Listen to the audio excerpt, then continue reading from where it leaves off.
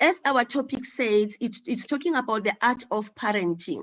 I think for us to be able to be at a point where we're talking about the art of parenting, it is important to hear what the word of God says about that. When we look at the word in the book of Psalm 127, the word says children are a gift from God. So that informs us that when we have children, it's not because of anything, it is because God has gifted us with those children. And all of us, just let's think about if somebody comes and gives you a gift and a gift that you love, you will ensure that that gift is put in a place where nobody is going to tamper with it, because you would like to go and see it on several times, okay? And you know what God says, because he is a faithful God. After giving us this gift, he says he's actually giving us or instructing us as to what to do with this gift that he has given.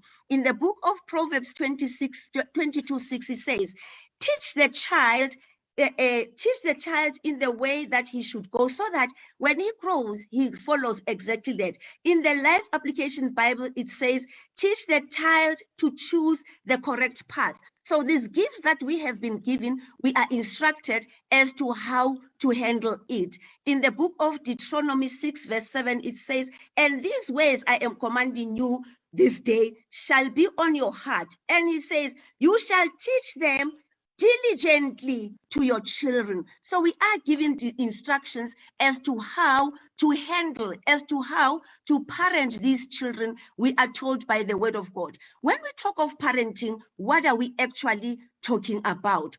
Parenting is a process whereby a child is taken by hand. So the parent takes a child by hand, guiding that child towards maturity, so that that child can be a responsible person in his life, up to a stage where that child will be able to make his own decisions, his choices, and in a responsible way. Because when we teach them, we want them to be adults that are going to be responsible, not only responsible to us as society, but responsible to themselves as well as to the family.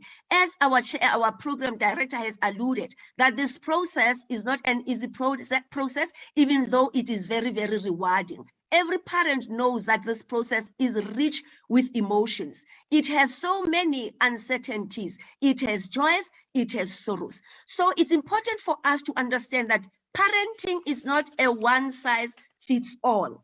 You know, it depends on the character of the child. It depends on the personality of the child, and also depends on the stage of development where that child is. So it means no children can be treated the same, even if they are from the same family. The age, the stage of development will inform you as a parent as how to nurture that child, how to socialize that child. So it's important for us to note that. So I am going to talk about parenting teenagers. You know, I chose this topic of parenting teenagers because it is a challenge that we see. It is a challenge that we are finding in our societies. This stage where children are, when you talk about them as teenagers, they are caught between childhood and adulthood. You know, there's one point where they think they are children, with the other point where they think they are adults. Actually, they are moving out from being children to being adults, but they are in that process. So they are starting. They are not children. They are not adults, but they are children. The little girl, the little boy who used to cry for you when you go to the shops, you would cry if you leave them. Now, when you go, they say, no, leave me in the bathroom, leave me in the bedroom, I'll remain alone. So this stage, it's where they are filled with a lot of emotions. It is concentrating, the brain now is concentrating on the emotional part, you know, that looking at the emotional structure of the brain. They are feeling of excitement, sadness, confusion, coming one after the other for no apparent reason. I think here that is why we're finding it so difficult for parents to understand why now she is in a bad mood. Why now is she behaving in this way that she is behaving? Because, you know, I used to nurture him. I used to see him in this way. So some other parents may try to respond, but fail. Why do they fail? They fail because the child is in that stage or in that state where they are transiting, where they actually, some people, researchers, they say they are in a crisis. They call it identity crisis, father, parent, child. Okay, the next slide, please. You find that as a parent, you are now faced with power struggle. The things that you used to do with her, they don't want to do. Now they want to do their own thing. They become rude. They become indifferent when you talk to them. And it becomes a challenge to a parent because this is now something that you don't know. You're thinking that the child has to have the values that you have taught them in their house. Now suddenly they are changing. And what we need to understand is that it is also the stage of development. The next slide, please. So knowing your teenager, I'm going to rush for purposes of time. We look here at the characteristics of each child. It's important to take cognizance into to that. There are two people that wrote about strengths inventory. I didn't write much about that, looking at the minimum time that you are having. So there are children who will take charge, the assertive decision makers, the children who are extroverted, they will tell you what they want. And on the other hand, there will be these children who will be reserved, that you can be able to predict, that are orderly. And you find that these children differ from the others. And then there are those that will take risks. There are those that have a lot of energy and very, very verbal. And there are those that are loyal. They enjoy a routine. What is also important here, as I have in this bullet here, you also need to know yourself. It is very, very important because oftentimes people, parents, come with their baggage. They want to treat teenagers with their baggage, and hence you find a lot of fights taking place between the parent and the child. And for you to know yourself, remember we talked about the word of God. For you to know yourself, it is important to always go to God. It is important for you to have a relationship with God, because once you have a relationship with God, you can have a relationship with you. When you have a relationship with you, then you can be able to relate with your child. Let us look at the tips on how to parent our teenager. Next slide, please. Okay. How well do you know your teenager? So let us look at the next the next slide, please. How well do you know your teenager?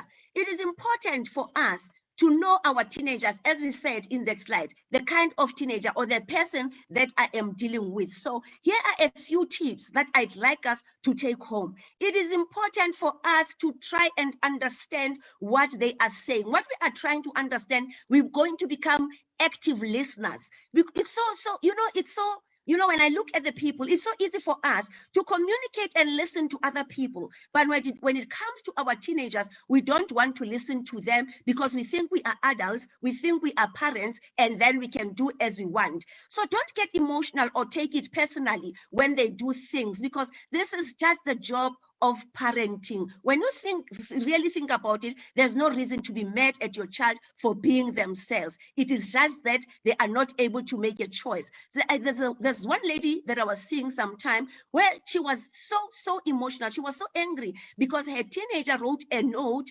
outside the door to say, "Don't enter." She was very angry because she was feeling that it is her house. So in her house, nobody's going to tell her that she should not enter. But the reality is that this person is going through these emotions that are fluctuating and they need some space. But because the mother is emotional and is not trying to understand and is not listening actively to the child, then those mistakes happen and we find them being caught up in an argument with the child. So as we said, it is very important to know what is your responsibility as a parent. Your job is to help to guide them to better choices. So if you want them to have better choices and you are angry and not tell them that the choice that they have made, probably they need to change here and there, then how are they going to know how to do it? So it's important that we help them, we guide them to make good decisions or to be good problem solvers. It's also important, the next slide please, to avoid the communication trap. So I talked about checking yourself, and also don't assume. The communication trap is where now you are exchanging words with your teenager. You want to tell them because you think you know as a mother without understanding what they are going through. Let us look at the next slide where we're talking about the effective communication habit for better parent relationship. Keep conversations very, very brief so that you avoid what? You avoid that trap of communicating when you are not right, when you are not in the right space. Avoid lecturing the child, because many a times parents come in to know, I know it all because I am a parent. You can't tell me. Immediately you stand on that side, rest assured, your child is not going to listen to you. So avoid lecturing. You are not a lecturer. Some other parents are psychologists. They actually give, don't do this, don't do this, do this. Those children just need you to guide them. And it is also important to communicate at their level, remembering that these are teenagers, and because they are teenagers, you are communicating at their level. The next slide, please. You make a home a safe place to express their views. If you are not giving them the time to express their views at home, other people outside there are going to teach them that these views are right, and they were going to come with the wrong views in the house. Remember, we have values in our homes. But if now we are not going to help them, because remember, I didn't say this, but when they are teenagers, they are actually inclined to wanting to be with friends. That's why we're having peer pressure, more talking about it on teenage, because now everybody is telling everybody whatever that they want to tell them. We know that we have values. So ensure that they express their views in the home, so that they don't express them outside there where they are going to get wrong advice. Help the child to find other ways to express themselves. This is very important. I had a lady that I was seeing. Her 15-year-old girl was saying he loves boys. He thinks he's going to girls. Sorry, he loves girls. He thinks he is a lesbian. She is going to get married to this other girl. The mother was so mad, and she said she was demon possessed. And then they prayed with the child. She never offered the child anything. She never explained to the child and go into the feelings of the child, the reasons why she wanted that.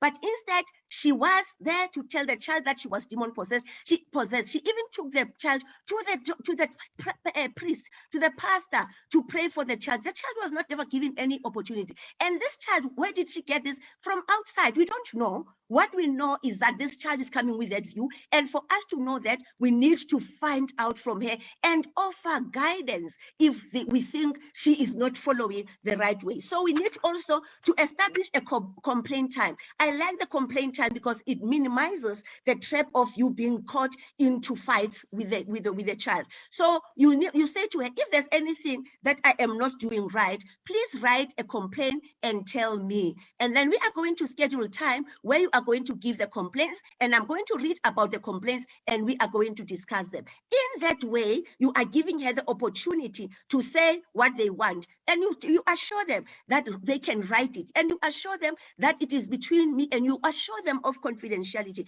because you are the one, you are the first person. We want people outside there to assure our children of confidentiality, yet it has to be done by us. I just want us to go through the strategies of discipline with the 2 minutes that I have that is left. When we discipline our children, it's important that we have clear expectations. What do I expect from this child? The child should know. Can we skip this slide, please? The child should know exactly what I want from them, because if they don't know, they are going to do the wrong things. We need to create a behavior contract. We need to have a contract that is written to them, that this is how you are going to behave, and because you are behaving like this, you are going to be rewarded, and if you don't behave like this, you are going to get negative consequences.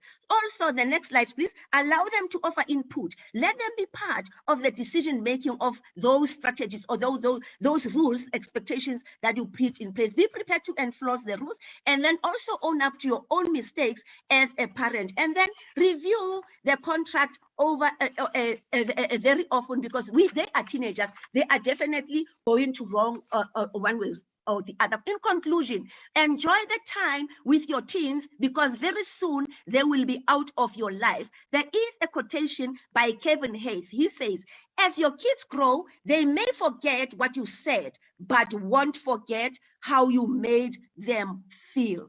Thank you so much, Excellencies.